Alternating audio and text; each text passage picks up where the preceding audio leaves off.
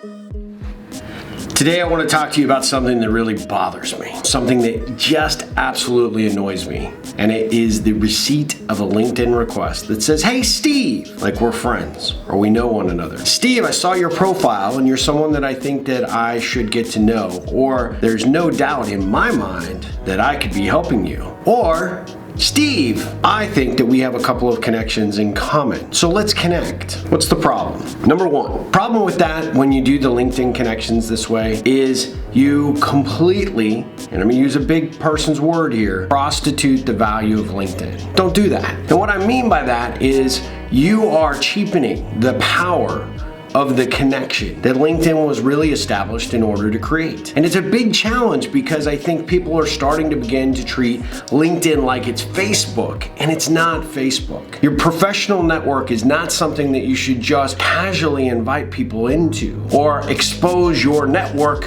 to them. You should really look at how you protect that network with everything you've got.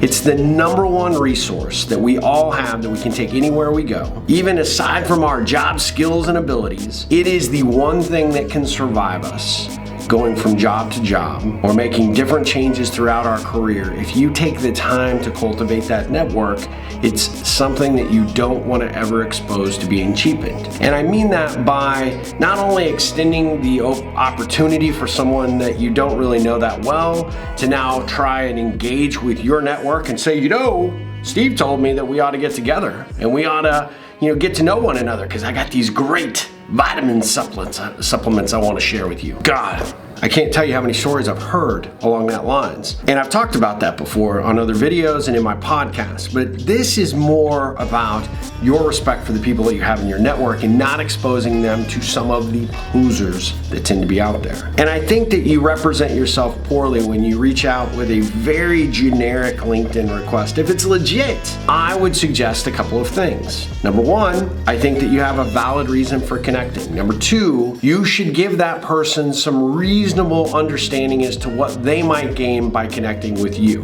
which means you have to think about what you bring to the table, how you can help them, and ultimately why someone who doesn't really know you that well or at all should think about connecting with you. Now, I know that sounds opposite of what I just said, because if you're gonna go out and do that for people that you don't know, I actually think that you should follow my rule, which is don't do that. You should always have a conversation ahead of the introduction that goes out to LinkedIn that says, "Hey, could we connect?